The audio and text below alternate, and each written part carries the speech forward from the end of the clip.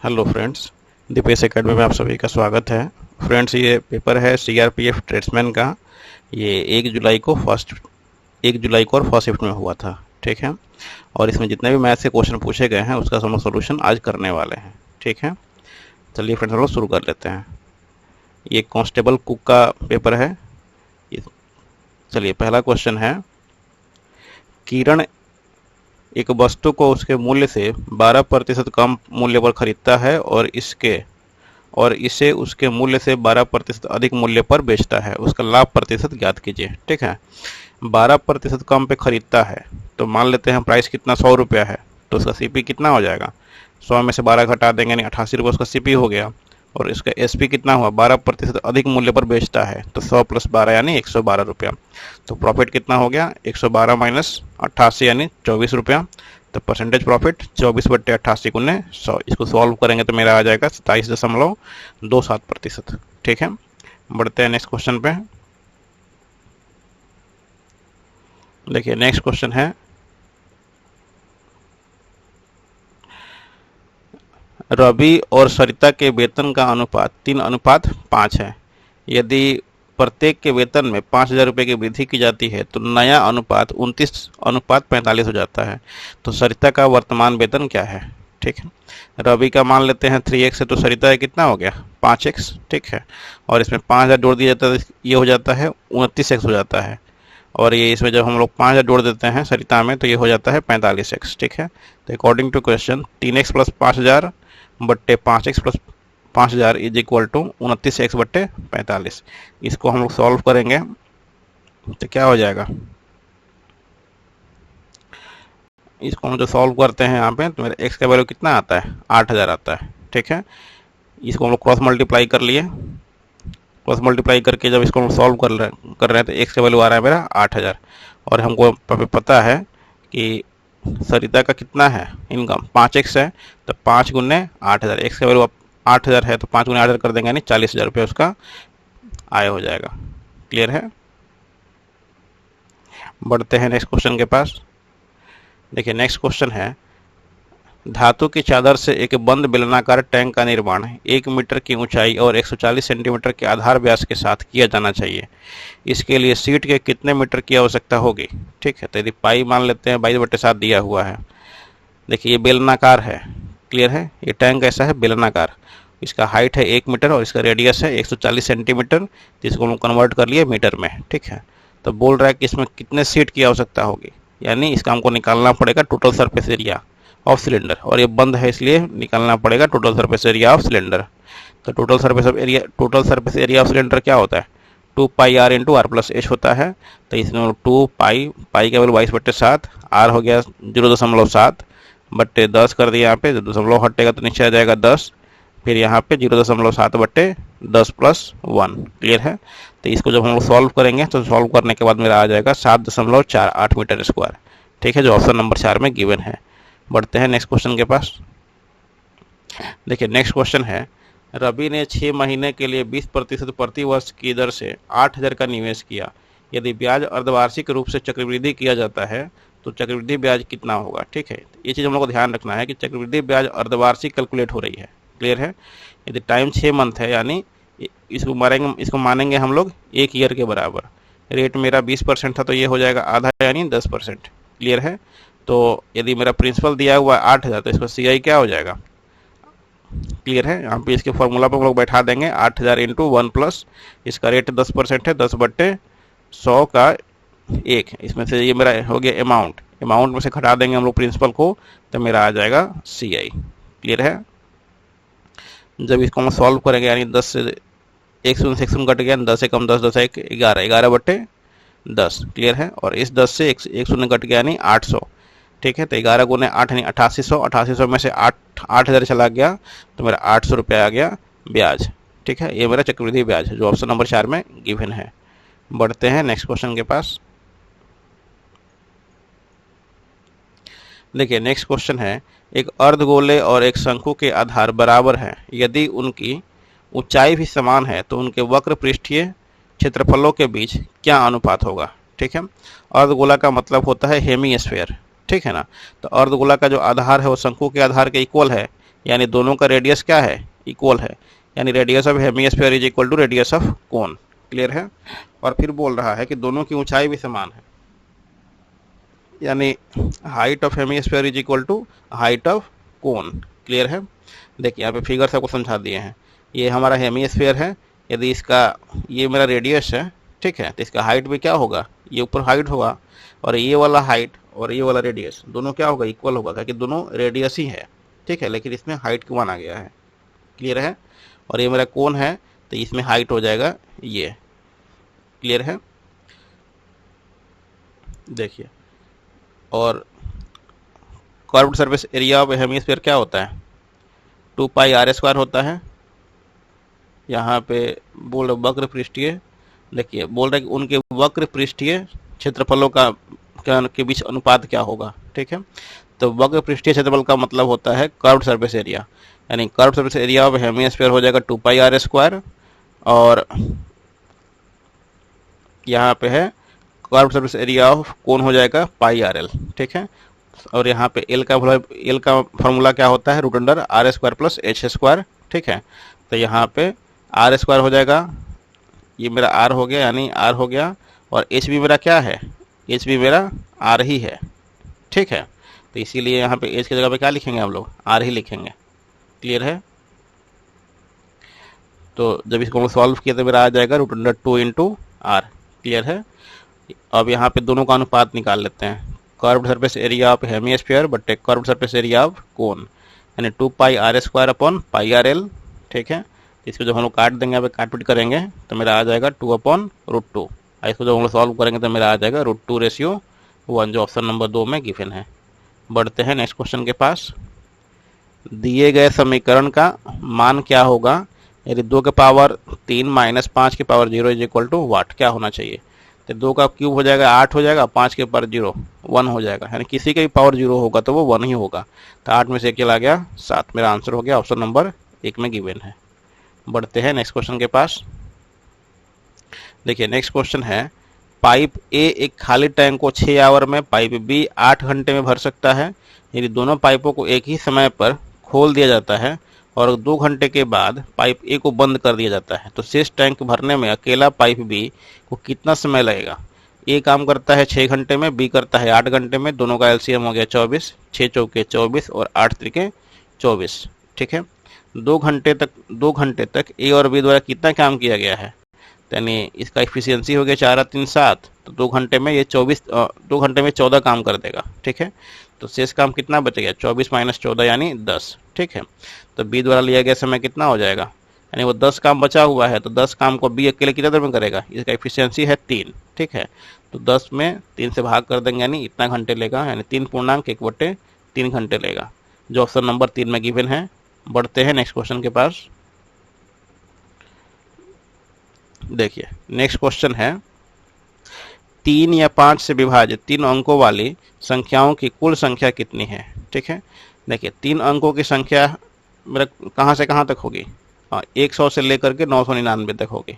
ठीक है, इसको हमको ध्यान रखना है कि मेरा पहली संख्या कौन होगी, 3 अंकों की 100 होगी, और अंतिम संख्या 999 होगी। ठीक है, तो यहाँ बोल रहा है कि 3 या 5। ठीक है, या तो 3 से होना चाहिए या फिर 5 से होना चाहिए, 3 या 5 दोनों से नहीं होना चाहिए।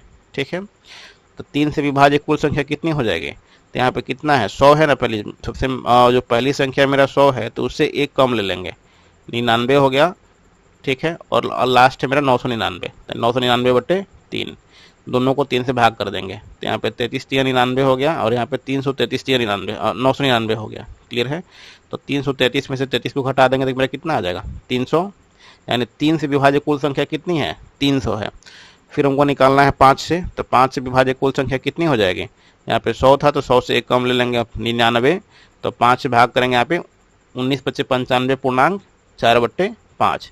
फिर यहाँ पे 999 लास्ट संख्या है, तो जब इसको हम भाग करेंगे यानी तो 199.4/5। यहाँ पे जो फ्रैक्शन में है उसको हम लोग नहीं लिखना है। ठीक है, जो मेरा पूर्णांक में है, इंटीजर में है, उसको हम लोग को सब्ट्रैक्ट कर लेना है, यानी घटा लेना है। तो 199 minus 19 is equal to 180। Clear है। अब देखिए ये मेरा केवल 3 से विभाज्य है, ये मेरा केवल 5 से विभाज्य है, ठीक है। अब हमको ये भी घटाना पड़ेगा ना उसमें से, कि इसमें से कुछ संख्या ऐसी भी होगी जो 3 और 5 दोनों से विभाज्य होगी, तो उसको हम लोग घटा लेते हैं। देखिए 3 और 5 से विभाज्य कुल संख्या निकालने के लिए सबसे पहले 5 और 3 का एलसीएम ले लेंगे। तो 5 और 3 का एलसीएम कितना आ जाएगा? 5 और 3 का एलसीएम हो जाएगा मेरा कितना? 15। देखिए 95/15। देखिए 5 और 3 से विभाज्य, यहाँ पे 99 था ना, यहाँ पे 100 है यहाँ पे, तो यहाँ पे हो जाएगा हमारा 99। देखिए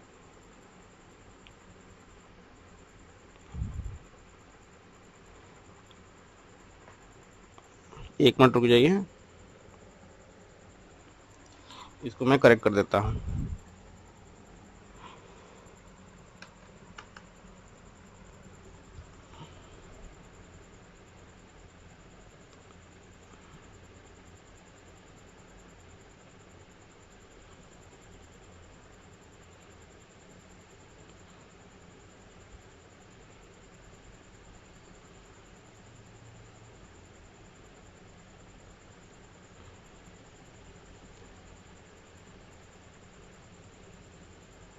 यहाँ पे 99/15 करेंगे, यानी 15 छक 90, यहाँ पे हो जाएगा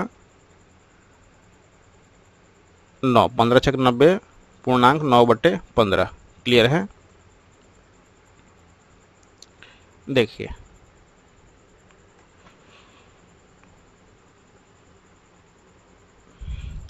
15 छक 90 पूर्णांक 9/15, ठीक है। यहाँ पे आया 66, यहाँ पे आया 6, तो 66 में से 6 घटा लेंगे यानी 60 आया। क्लियर है? अब 3 या 5 से विभाज्य कुल संख्याएं कितनी हो जाएंगी? तो 3 से विभाज्य हो गया मेरा 300 और 5 से विभाज्य हो गया मेरा 180, तो दोनों को जोड़ लेंगे यानी 300 + 180, इसमें से हम लोग 60 को घटा लेंगे। 3 और 5 से विभाज्य कुल संख्या है जो मेरा दोनों से 60 है, दोनों से मिला करके मेरा 60 है, तो इसमें से 60 घटा देंगे तो मेरा 3 या 5 से विभाज्य संख्या निकल जाएंगे। यानी 300 + 180 480, 480 में से हम 60 को घटा देंगे यानी 420। क्लियर है? जो ऑप्शन नंबर 1 में मेरा गिवन है। बढ़ते हैं नेक्स्ट क्वेश्चन के पास।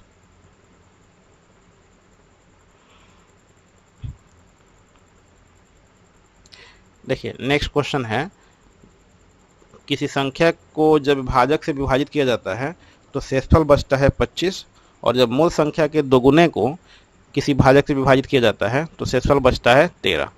ठीक है, तो भाजक का मान निकालना है। ठीक है, देखिए पहला जो मेथड है थोड़ा सा वो ऐसी है, वो मतलब पूरा प्रोसेस से बनाया गया है। ये मेथड है मेरा बाई ऑप्शन है। ठीक है, तो पहले समझ लेते हैं जो प्रोसेस से है। मान लेते हैं वो संख्या क्या है, x है, और भाजक मेरा d है, और भागफल मेरा q है। क्लियर है? तो वो संख्या क्या हो जाएगी, x = d × q + 25।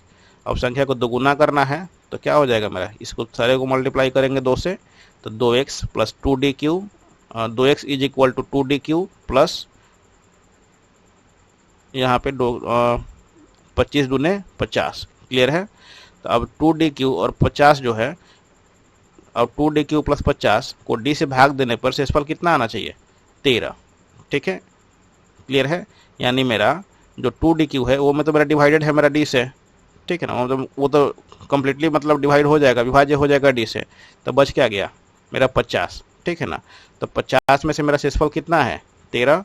यानी इसमें से मेरा 50 में से हम लोग 13 घटा देंगे तो कितना आ जाएगा मेरा, 37 आएगा। ठीक है ना, यानी 2dq + 37 = ये मेरा कम्प्लीटली डिवाइड होगा। ठीक है ना, तो इसमें मेरा भाजक क्या हो जाएगा, 37। भाजक कितना हो गया मेरा, 37। या फिर सिंपली जब भी आपको बनाना हो ऐसा तो बाई ऑप्शन भी कर सकते हैं। और एक मेथड और भी है, यहाँ पे 25 शेषफल है ना यहाँ पे, तो यहाँ पे बोल रहा है इस संख्या को दोगुना करने के लिए, तो बाद बाकी सारा चीज़ डिवाइडेड होगा यानी। ठीक है, तो शेषफल मेरा 25 है, तो 25 × 2 कर देंगे, 25 × 2 करेंगे 50 हुआ, और 50 में से शेषफल को घटा देंगे तो कितना है मेरा, 37 आ जाएगा ऑलरेडी। ठीक है, ये बार सबसे आसान है। और आप लोग चाहते हैं ऑप्शन के थ्रू करना तो इसे भी कर सकते हैं। पहला ले लेते हैं 36 संख्या। ठीक है ना, तो पहला हम लोग 36 ले लिए, और इसको इसका भाज्य कितना हो जाएगा, तो 36 + 25 कर देंगे यानी 61 हो गया। ठीक है, और 61 के दोगुना कितना हुआ, 122, और 122 को जब हम डिवाइड करेंगे 36 से तो मेरा जो शेष आता है वो कितना आता है, 14। ये मेरा 13 के इक्वल नहीं आता, इसलिए मेरा ऑप्शन गलत है। अब ले लेते हैं ऑप्शन 38। देखिए इसका भाज्य कितना हो जाएगा, 38 + 25 यानी 63, और 63 गुने 2 करेंगे 126, तो 38 में जब डिवाइड करेंगे 126 को तो कितना आ जाएगा, इसका शेष 12 जो 13 के इक्वल नहीं है, इसलिए ये भी मेरा ऑप्शन नहीं होगा। तीसरा ऑप्शन लेते हैं 27, तो इसका भाज्य कितना हो जाएगा, 27 + 25 यानी 62। क्लियर है। तो 62 को मल्टीप्लाई करेंगे 2 से यानी 124। ठीक है, तो 37 से जब हम भाग करेंगे 124 को तो मेरा जो शेष आ जाएगा वो 13 आएगा। ये 13 जो है मेरा गिवन जो शेषफल है उसके इक्वल है, इसलिए मेरा आंसर हो जाएगा 37। क्लियर है। और इसको आप लोग आसानी से बना सकते हैं सिंपली, इसका जो शेषफल दिया हुआ है 25 को दोगुना करिए, इसमें शेषफल को घटा लीजिए, वो उतना आपका आंसर आ जाएगा। ये पूरा प्रोसेस से है, ये आपको बाय ऑप्शन है। क्लियर है। बढ़ते हैं नेक्स्ट क्वेश्चन के पास। देखिए क्वेश्चन नंबर 10 है, 3 उम्मीदवारों पी, क्यू और आर ने एक चुनाव में भाग लिया। पी क्यू से 35% अधिक मत मिले, आर को क्यू से 25% अधिक मत मिलते हैं, साथ ही पी आर को 1250 मतों से पीछे कर देता है। यदि 80% मतदाताओं ने मतदान किया और कोई अमान्य या अवैध मत नहीं डाला गया तो मतदान सूची में मतदाताओं की संख्या कितनी थी। ठीक है, देखिए पी है, क्यू है और आर है। ठीक है, पी को जो मिलता है क्यू से 35% अधिक मिलता है, तो मान लेते हैं क्यू को मिलता है 100, तो पी को कितना मिलेगा 135, और आर को कितना मिलेगा 125। ठीक है, अब बोल रहा है कि पी जो है आर को 1250 मतों से पीछे छोड़ देता है, तो पी और आर में कितना का डिफरेंस है 10% का। ठीक है ना, तो यानी 10% इज इक्वल टू कितना 1250, तो मेरा क्यू का वैल्यू कितना आ जाएगा, यानी क्यू को कितना मत मिला, तो क्यू को मिलेगा 100%, यानी 1250 बटे 10 गुने 100 यानी 12,500 मिलेगा। वैसे ही मेरा पी को कितना मिल जाएगा 125%, यानी 1250 बटे 10 गुने 125। वैसे ही मेरा आर को कितना मिल जाएगा 135%, यानी 1250 बटे 10 गुने 135। ठीक है, इस तीनों को जब हम लोग वैल्यू निकालते हैं, यानी क्यू को मिला 12,500 मत, पी को मिला 15,625 मत, आर को मिलता है 16,875 मत। ठीक है, तो P plus Q plus R को कुल कितना मत मिल गया 45,000 मिल गया कुल मत। ठीक है, और ये जो कुल मत है किसके बराबर है, मतदान होता है 80% का। ठीक है ना, तो जो 80% का जो मतदान होता है तो वही ना वैल्यू होगा 45,000 के बराबर, क्योंकि इतना ही मत उसको मिलता है, तीनों को उतना ही मत मिलता है, तो 80% का मतलब हो गया 45,000। ठीक है ना, तो 100% का मतलब कितना हो जाएगा 45,000 बट्टे 80 गुने 100। क्लियर है। तो जब इसको हम सॉल्व करेंगे तो मेरा आ जाएगा 56,250। ठीक है, जो ऑप्शन नंबर 1 में गिवन है। बढ़ते हैं नेक्स्ट क्वेश्चन के पास। देखिए नेक्स्ट क्वेश्चन है, 2 उम्मीदवारों द्वारा लड़े गए एक चुनाव में एक उम्मीदवार को डाले गए कुल मतों का 40% मत प्राप्त हुआ और वह 1000 मतों से हार गया, तो डाले गए मतों की कुल संख्या कितनी है। देखिए जो जीतता है उसको मिलता है 60% और जो हारता है उसको मिलता है 40%। ठीक है ना, तो दोनों के बीच अंतर कितना है 20% का, और जो 20% है वो किसके बराबर है 1000 के बराबर है, तो इसलिए 100% किसके बराबर हो जाएगा 1000 बट्टे 20 गुने 100 यानी 5000, यानी डाले गए कुल मतों की संख्या कितनी है 5000, जो ऑप्शन नंबर 4 में गिवन है। बढ़ते हैं नेक्स्ट क्वेश्चन के पास। देखिए नेक्स्ट क्वेश्चन है, रवि एक वस्तु को 1530 में बेचता है, यदि उसे 15% की हानि हुई तो वस्तु का क्रय मूल्य कितना होगा। एसपी मेरा है 1530, हानि है 15%, तो सीपी निकाल लेंगे आराम से, तो यहाँ पे सीपी का वैल्यू कितना हो जाएगा 1800, जो ऑप्शन नंबर 4 में गिवन है। बढ़ते हैं नेक्स्ट क्वेश्चन के पास। देखिए नेक्स्ट क्वेश्चन है, यदि एक गोले का पृष्ठीय क्षेत्रफल 616 सेंटीमीटर स्क्वायर है तो गोले की त्रिज्या ज्ञात करें। ये total surface area of sphere कितना है 616 सेंटीमीटर स्क्वायर है। ठीक है, यानी total surface area of sphere क्या हो जाएगा, क्या होता है 4πr² होता है, तो 4 गुने 22/7 गुने r², और मेरा दिया हुआ है 616 सेंटीमीटर स्क्वायर, तो यहाँ पे 616 सेंटीमीटर हो जाएगा। ठीक है, 616 सेंटीमीटर स्क्वायर हो जाएगा। जब इसको हम कटिंग करेंगे यानी 4 से काटेंगे आप कितना हो जाएगा 4 एकम 4, 4 पच्चे 20, 4 चौके 16। क्लियर है। फिर 22 से 154 हो गया, यानी r² = 49, तो r कितना हो जाएगा 7 सेंटीमीटर, जो ऑप्शन नंबर 2 में मेरा गिवन है। बढ़ते हैं नेक्स्ट क्वेश्चन के पास। देखिए नेक्स्ट क्वेश्चन है, अमृता ने साधारण ब्याज पर 21,300 रुपये का ऋण उतने ही वर्षों के लिए लिया जितना ब्याज की दर थी। यदि उसने ऋण अवधि के अंत में ब्याज के रूप में 5,325 रुपये का भुगतान किया तो वार्षिक ब्याज की दर प्रतिशत क्या थी। ठीक है, देखिए इसका पी मान लेते हैं। पी जो दिया हुआ है कितना है 21,300। पी मेरा दिया हुआ है 21,300 और एसआई भी मेरा दिया हुआ है 5325 रुपया। क्लियर है। और बोल रहा है कि time is equal to rate. ठीक है, और हमको निकालना है दर, तो इसीलिए मान लेते हैं time is equal to rate is equal to R, यानी जो रेट के बराबर है। क्लियर है। और रेट क्या होता है, ब्याज गुने 100 बटे मूलधन गुने समय। ठीक है ना, और समय भी मेरा किसके बराबर है, रेट के बराबर है, तो इसके लिए मान लेते हैं time is equal to R. Clear है। अब यहाँ से इसको जब काट पीट करेंगे तो मेरा आ जाएगा 25, यहाँ भी आर है यहाँ भी आर है, तो R into R, R square, तो आर कितना हो जाएगा √25 यानी 5%, जो ऑप्शन नंबर 2 में मेरा गिवन है। बढ़ते हैं नेक्स्ट क्वेश्चन के पास।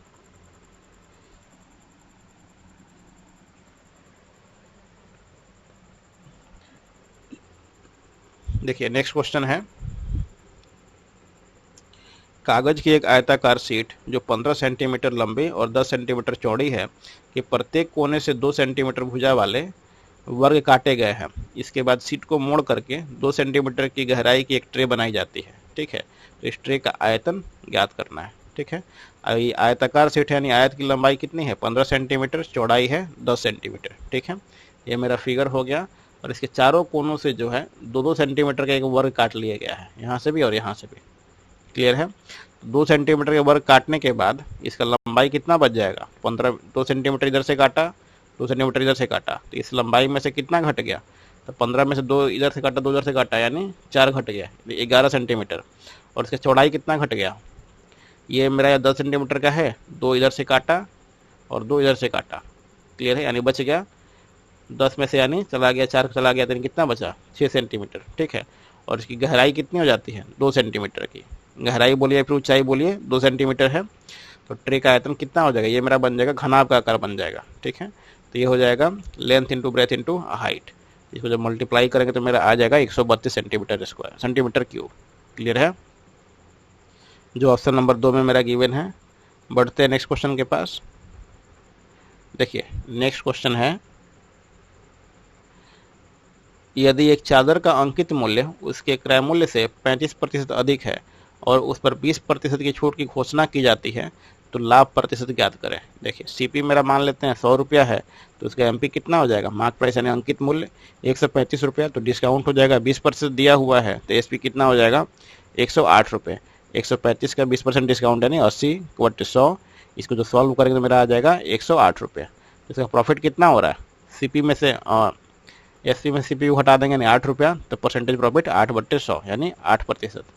क्लियर है। बढ़ते नेक्स्ट क्वेश्चन के पास। देखिए नेक्स्ट क्वेश्चन है 32, 18, 95, 52 और 86 संख्याओं का औसत निकालना है। ठीक है ना, टोटल 5 संख्या है, पाँचों का सम बटे 5, ये मेरा आ जाएगा 56.6। क्लियर है। बढ़ते हैं नेक्स्ट क्वेश्चन के पास।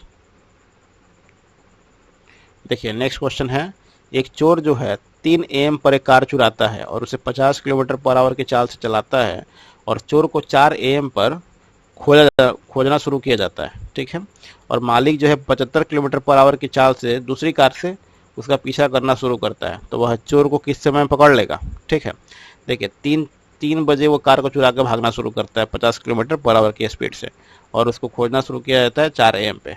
ठीक है, तो 3 AM और 4 AM पे कितना का डिफरेंस है 1 घंटे में, यानी 1 घंटे में चोर कितना दूरी चल चुका रहेगा, तो वह 50 किलोमीटर ऑलरेडी वो चल चुका है। ठीक है, और जो उसका जो मालिक है गाड़ी का मालिक, और 4 AM पे खोजना शुरू करता है। ठीक है ना, 75 की स्पीड से। ठीक है, तो मालिक और चोर के सापेक्ष स्पीड कितना हो जाएगा, मालिक और जो चोर है उसका सापेक्ष स्पीड हो जाएगा 75 में से 50 को घटा देंगे यानी 25 किलोमीटर पर आवर। क्लियर है, तो 50 किलोमीटर डिस्टेंस दोनों के बीच में डिस्टेंस है वो।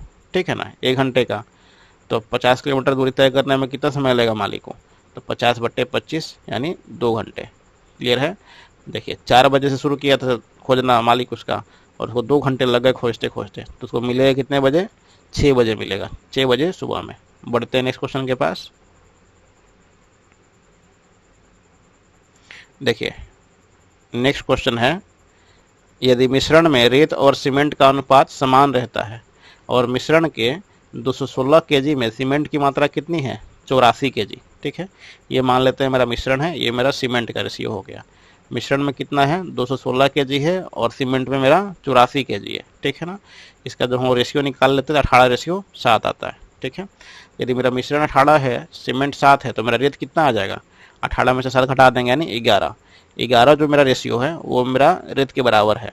और इसमें बोल रहा है कि मिश्रण में रेत की मात्रा कितनी है, 231 केजी, तो मिश्रण की मात्रा को निकालना है। ठीक है, यानी 11 का वैल्यू मेरा दिया हुआ है 231 केजी, तो 18 का वैल्यू कितना हो जाएगा, 231 गुने 18/11, तो इसे तो सॉल्व करेंगे मेरा आ जाएगा 378 केजी। ठीक है, बढ़ते हैं नेक्स्ट क्वेश्चन के पास।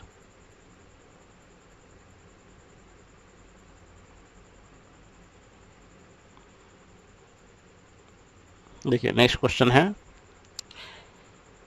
एक कार पहले घंटे में 60 किलोमीटर और दूसरे घंटे में 40 किलोमीटर की यात्रा करती है, तो पूरी यात्रा के लिए कार की औसत चाल क्या है। ठीक है, तो औसत चाल होता है total distance upon total time. ठीक है, पहले में 60 किलोमीटर है, दूसरी घंटे में 40 किलोमीटर है, और एक घंटे दोनों ले रहा है यानी 2 घंटे टोटल। ठीक है, तो यानी 100/2 यानी 50 किलोमीटर पर आवर, जो ऑप्शन नंबर 4 में गिवन है। बढ़ते हैं नेक्स्ट क्वेश्चन के पास। देखिए नेक्स्ट क्वेश्चन है, ए और बी मिलकर एक काम 12 दिन में कर सकते हैं, बी और सी मिलकर उसे 15 दिन में कर सकते हैं, सी और ए मिलकर उसे 20 दिन में कर सकते हैं। ए, बी और सी उस काम को कितने दिन में समाप्त करेंगे यदि वे सभी एक साथ काम स्टार्ट करते हैं। क्लियर है, देखिए ए और बी मिलकर काम करते हैं 12 दिन में, बी और सी 15 दिन में, सी और ए 20 दिन में।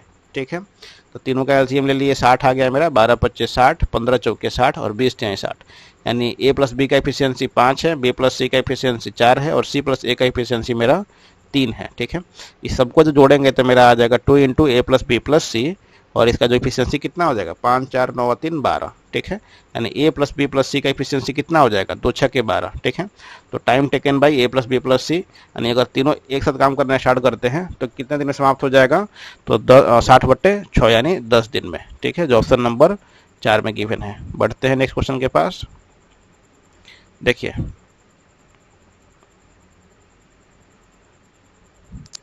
नेक्स्ट क्वेश्चन है, पायल ने ऊपरी सिरे पर एक गोलार्ध घेराव के साथ बेलनाकार पक्षी स्नान करने का पात्र बनाया। ठीक है, वृत्ताकार आकार के शीर्ष की त्रिज्या 20 सेंटीमीटर और बेलन की ऊंचाई 160 सेंटीमीटर है। ठीक है, तो पक्षी स्नान पात्र का कुल पृष्ठीय क्षेत्रफल ज्ञात कीजिए। ठीक है, ये पता नहीं ऊपरी सिरे क्यों बोल रहा है, जबकि नीचे होगा ना ये ऐसे। ठीक है, चलिए मान लेते हैं ये नीचे ही है, तो इसका ये मेरा यहाँ से यहाँ तक का तो बेलन हो गया, और यहाँ से लेकर के यहाँ पे ये मेरा हो गया क्या, हेमीस्फीयर। ठीक है, क्लियर है, तो इसका आर दिया हुआ है कितना, 20 सेंटीमीटर, और इसका हाइट दिया हुआ है बेलन का 160 सेंटीमीटर। ठीक है, ये जो स्नान पात्र है किससे मिलकर बना हुआ है, एक बेलन और एक अर्धगोला से मिलकर बना हुआ है। ठीक है, तो स्नान पात्र का क्षेत्रफल कितना हो जाएगा, बेलन का क्षेत्रफल कितना हो जाएगा, 2πRh, इसका कर्व सरफेस एरिया। ठीक है, 2πRh, और ये मेरा हो गया अर्धगोला, और अर्धगोला का क्षेत्रफल क्या हो जाएगा, 2πr²। क्लियर है, जब इसको हम लोग इसमें 2πr, इसमें से 2πr कॉमन आ जाएगा, यानी 2πr × r+h। क्लियर है, तो 2πr × r का वैल्यू मेरा दिया हुआ है 20 सेंटीमीटर।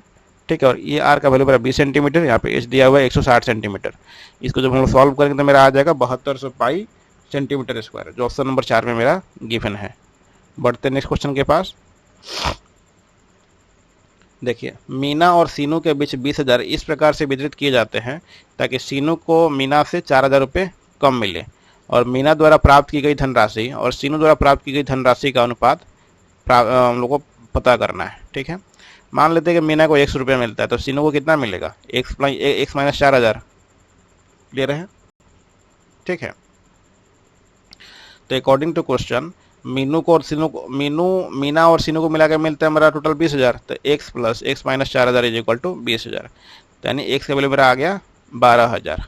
क्लियर है, तो मीना को मिला 12,000, तो सीनू को कितना मिलेगा? 12,000 में 4,000 कम 8,000 मिलेगा।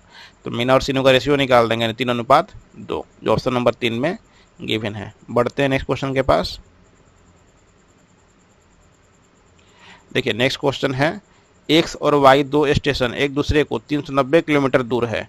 एक ट्रेन स्टेशन एक्स से सुबह 11 बजे शुरू होती है और स्टेशन वाई की ओर 65 किलोमीटर की चाल से चलती है, ठीक है। और एक अन्य स्टेशन वाई से दोपहर 12 बजे शुरू होती है और स्टेशन एक्स की ओर 35 किलोमीटर पर आवर की चाल से चलती है।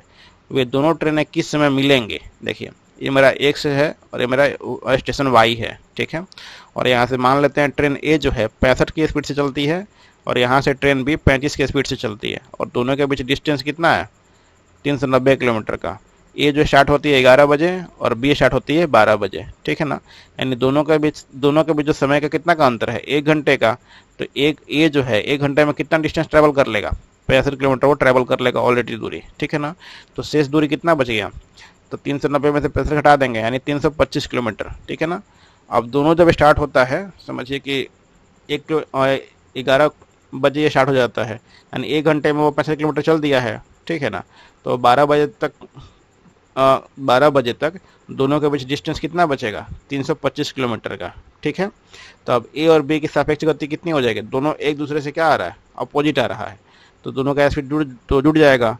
तो 65 + 35 = 100 किलोमीटर पर आवर। क्लियर है? देखिए तो वे एक दूसरे से मिलने का समय क्या हो जाएगा?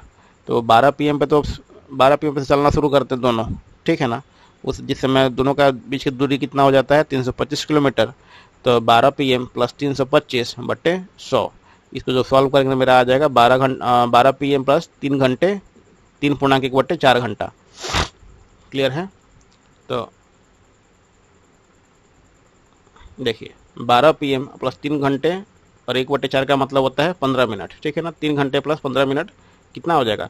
तो 12 से 1, 2, 3 यानी 3:15 पे वो एक दूसरे से वो मिल पाएंगे। क्लियर है? जो ऑप्शन है मेरा 4 में गिवन है। बढ़ते हैं नेक्स्ट क्वेश्चन के पास। देखिए नेक्स्ट क्वेश्चन है कि 6 क्रमागत संख्याओं A, B, C, D, E और F का औसत 62 है, तो B और F का गुणनफल क्या होगा? ठीक है, तो मान लेते हैं A मेरा x-2 है, B मेरा x-1 है, C मेरा x हो गया, D मेरा x+1, E मेरा x+2 और F मेरा x+3। क्लियर है? तो इसका औसत कितना दिया हुआ है? सारे को जोड़ लेंगे बट्टे 6, तो मेरा इसका औसत दिया हुआ है 62। तो मेरा x का वैल्यू कितना आ गया? 123/2।